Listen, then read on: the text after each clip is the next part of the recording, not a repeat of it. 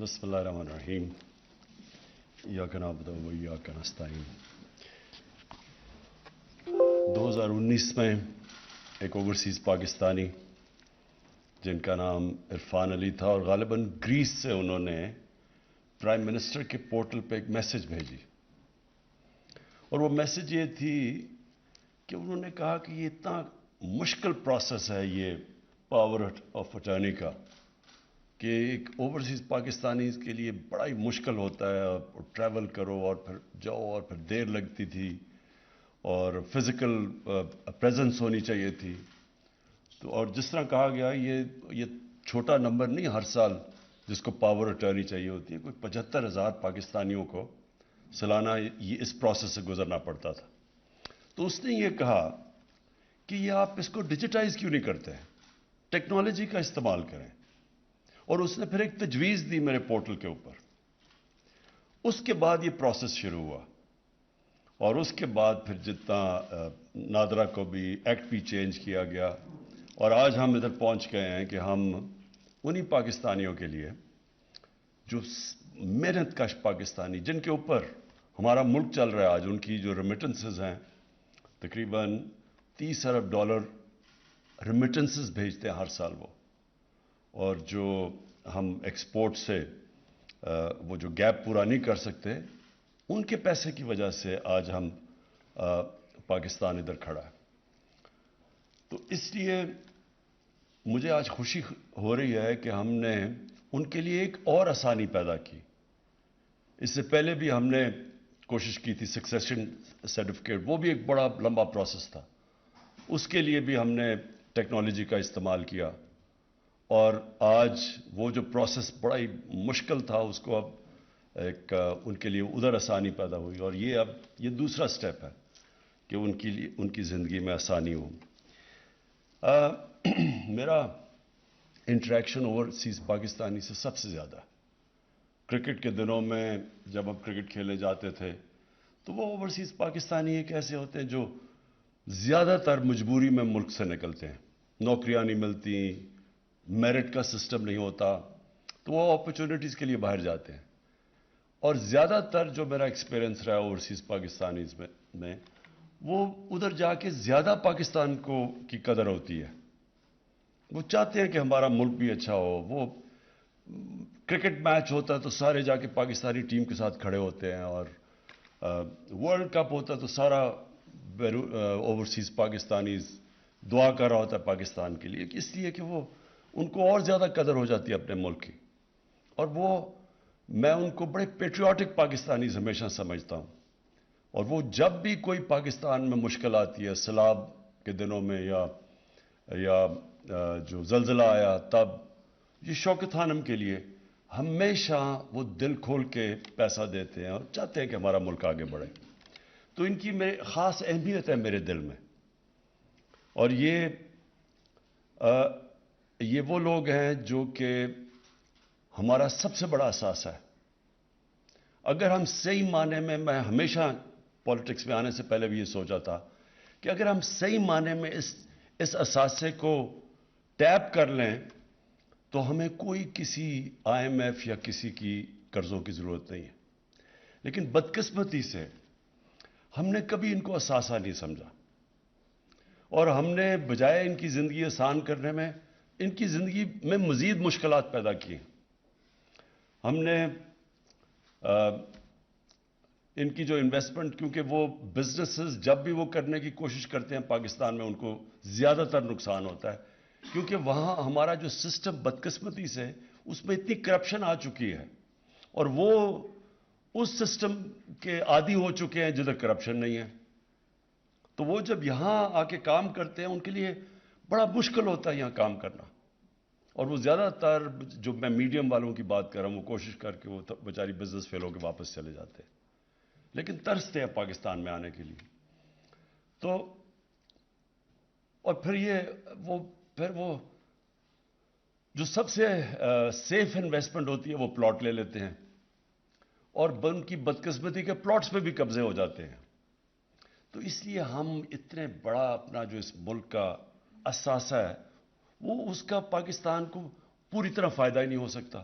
یہ بہت بڑا فائدہ ہے کہ $30 ارب ان کی ریمیٹنس ہمارے دور میں ریکارڈ ریمیٹنسز بھیجی ہیں انہوں نے، جن کا میں خاص ان کا شکریہ ادا کرتا ہوں. لیکن اس کے باوجود جو اصل پوٹینشیل ان کی انویسٹمنٹ کا ہے، جو فارن انویسٹمنٹ پاکستان میں آ سکتی ہے، بدقسمتی سے وہ انویسٹمنٹ نہیں آتی.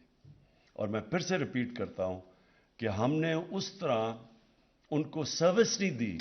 ہمیں تو ان کو اپنا جو آپ کا سب سے بڑا اثاثہ ہوتا ہے اس کی تو آپ کو بڑی قدر کرنی چاہیے، اس کی زندگی آسان کرنی چاہیے، اس کو سروس کرنا چاہیے. جس طرح آپ کے کوئی بھی اگر بینک ہے تو اس کے بڑے بڑے کلائنٹس ہیں تو وہ تو ان کو خاص سروس دیتا ہے. بڑے کلائنٹس کو ہر کوئی مارکیٹنگ کرتا ہے اور ان کے لیے پی آر کرتا ہے جو ان کے بڑے کلائنٹس ہوتے ہیں. تو ہمارا تو یہ سب سے بڑا احساس ہے. تو ہماری گورنمنٹ کی پالیسی پہلے دن سے ہے کہ ہم نے اب اس کو اون کرنا ہے اور ان کو اسی طرح ان کو رکھنا ہے جیسے ایک قوم اپنے سب سے بڑے اثاثے کو رکھتی ہے.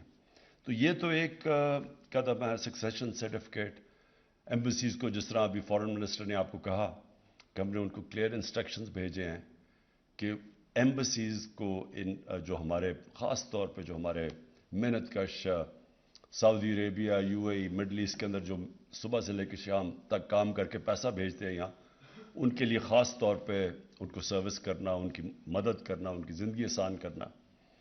اور اس کے لیے اب ایک فارن منسٹر نے پورٹل بھی بنایا ہے جو وہ ڈائریکٹ کوئی بھی اب بتانا چاہے کہ ہمارے کوئی مسئلے کیا ہیں تو وہ ڈائریکٹ یہاں فارن منسٹر کے پورٹل کے اوپر آ سکتے ہیں.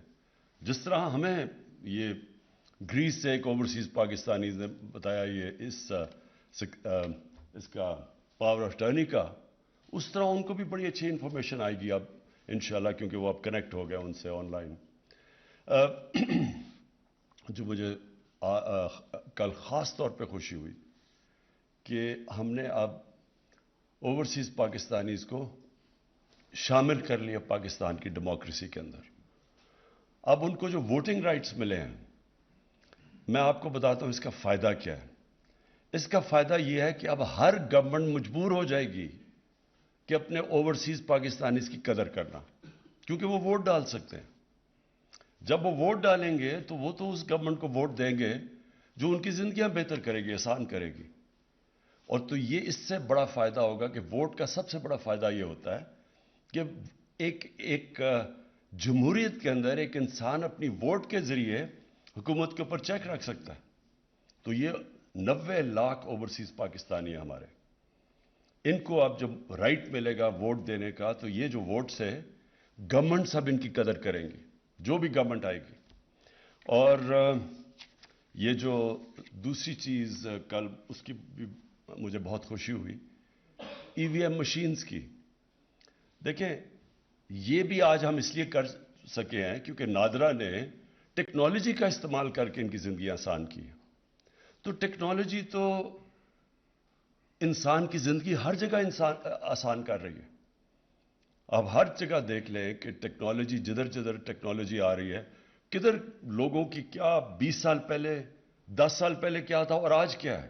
ٹیکنالوجی، یہ موبائل فون نے دنیا چینج کر دی ہے، اور اتنی تیزی سے ٹیکنالوجی چینج کر رہی ہے کہ انسانی تاریخ میں کبھی ٹیکنالوجی اتنی تیزی سے چینج نہیں انسان کی زندگی میں لے کے آ رہی جو آج ہے. تو اس لیے ٹیکنالوجی کا آج استعمال نہ کرنا، اس سے بڑا امکانہ کیا سوچ ہو سکتی ہے. سوچے 2008 کے اندر الیکشن گورنمنٹ نے ایک کمیشن بنائی تھی، غالباً میرے خیال میں سغرا امام اس کی ہیڈ تھیں، اور انہوں نے ریکمنڈیشن دی، بار بار میٹنگز کر کے انہوں نے ریکمنڈیشن دی. الیکشن کمیشن نے ریکمینڈ کیا کہ ای وی ایم الیکٹرانک ووٹنگ مشینز آنی چاہیے. یہ 2008 کی بات کر رہا ہوں، لیکن کیوں نہیں ایکسیپٹ ہوئی؟ یہ کوئی بھی وہ لوگ جو اس ملک کے اندر ایک پرانے سسٹم سے فائدہ اٹھا رہے ہیں وہ کبھی چینج نہیں آنے دیں گے. ہم نے اتنی کوشش 3 سالوں میں، مثلا میں آپ کو مثال دیتا ہوں کہ کس طرح یہ ایک کرپٹ سسٹم سے جو فائدہ اٹھاتے ہیں چینج نہیں آنے دیتے. ہم نے یوٹیلیٹی سٹورز کے اندر ہم نے چیک کرنے کے لیے کہ پلفریج نہ ہو، ہم نے اس کو آٹومیٹ کرنے کا فیصلہ کیا.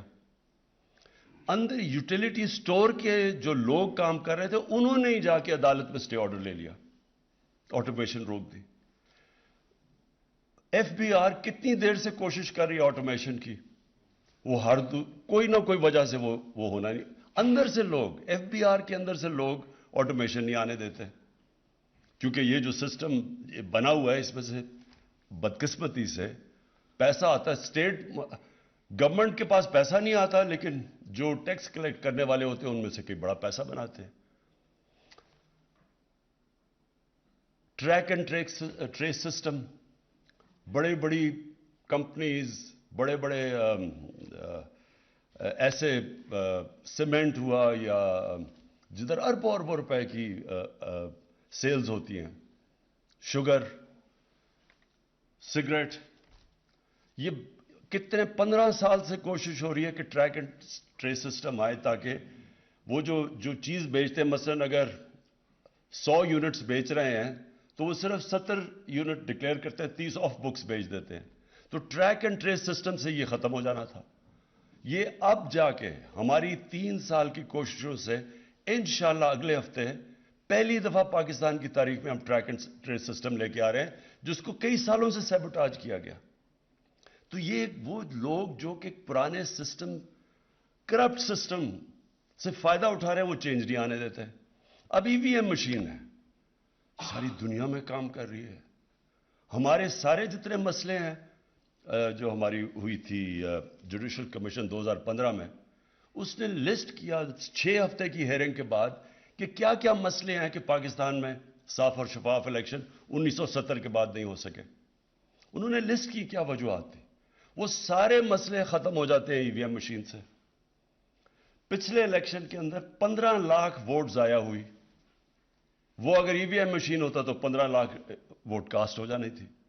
اس میں بہت بڑے فراڈ چلتے ہیں، جعلی ووٹس ہیں، مرے ہوئے لوگوں کی ووٹس انہوں نے درج کروائی ہوئی ہیں. یہ ساری اڑ جاتی ہیں جس دن ای وی ایم مشین آئے. تو ای وی ایم مشین سے ہمیں کیا فائدہ ہے؟ یہ ایسی ہے کہ جب میں کرکٹ میں 8 سال کوشش کی نیوٹرل امپائرز لانے کی. اب مجھے کیا فائدہ تھا نیوٹرل امپائرز کا؟ اور پاکستان وہ ملک ہے جو دنیا 200 سالہ کرکٹ کی تاریخ میں جو نیوٹرل امپائر لے کے آئے تھے. ہم نے سینٹ الیکشن میں کہا کہ اوپن بیلٹ ہونی چاہیے، کیونکہ سب کو پتا ہے کہ سینٹ کے اندر پیسہ چلتا ہے، ووٹ خریدی جاتی ہے کیونکہ سیکرٹ بیلٹ ہے. خفیہ بیلٹ کے اندر پیسہ چل جاتا ہے، سب کو پتا ہے. 30 سال سے پیسہ چل رہا ہے. ہم گورنمنٹ میں بیٹھ کے ہم نے کہا کہ اوپن بیلٹ ہونی چاہیے، پتا چلے کہ کس نے کس کو ووٹ دی ہے. یہ دونوں جماعتوں نے اس کے خلاف کھڑے ہو گئے. یعنی اس میں مجھے کیا فائدہ، ہماری پارٹی کو کیا فائدہ کہ اگر لوگوں کو پتا چل جائے کس نے کس کو ووٹ دی ہے. تو یہ سارے وہ لوگ ہیں جو کرپٹ سسٹم کو بچا رہے ہیں. اور یہ ساری جنگ پاکستان میں یہ ہے کہ ایک طرف ایک کرپٹ سٹیٹس کو بیٹھا ہوا ہے جو ایک کرپٹ سسٹم کو بچا رہا ہے، اور دوسری طرف ایک ملک کو آگے بڑھانے کی کوشش ہو رہی ہے نئی ٹیکنالوجی کا استعمال، ریفارمز کر کے، اصلاحات کر کے. اور یہ اس وقت یہ جو سارا اسمبلی میں کل ڈرامہ ہوا تھا وہ اس چیز کا تھا. کیوں روک رہے ہیں آپ اوورسیز پاکستانیز کو ووٹ ڈالنے میں؟ ان کی پیسہ تو آپ لے لیتے ہیں لیکن وہ ووٹ نہیں دے سکتے. ان کے پیسے پہ ملک چلتا ہے لیکن ووٹ نہیں ہم نے لینے دینا ان کو. ای وی ایم مشینز 2008 سے کوشش کر رہے ہیں لیکن یہ بلاک کر رہے ہیں. آج کیونکہ میں اوورسیز پاکستانیز کو ایڈریس کر رہا ہوں اور میں ان کو یہ کہنا چاہتا ہوں کہ ہماری گورنمنٹ ایک تو بہت خوش ہے کہ آپ کو ووٹنگ کا رائٹ ملا، اور اب ہم آئی ووٹنگ کے ذریعے آپ شامل ہوں گے پاکستان میں. پاکستان کی گورنمنٹ سینسٹیو ہوں گی کہ اوورسیز پاکستانیز کی کیا پرابلمز ہیں. اور دوسرا، ان کی ہم نے زندگی آسان کی ہے اور انشاءاللہ ان کی زندگی مزید ان کے لیے ہم اور سہولتیں پیدا کرتے جائیں گے، ان کو یہ بتانے کے لیے کہ پاکستان کی قدر کرتا ہے. شکریہ.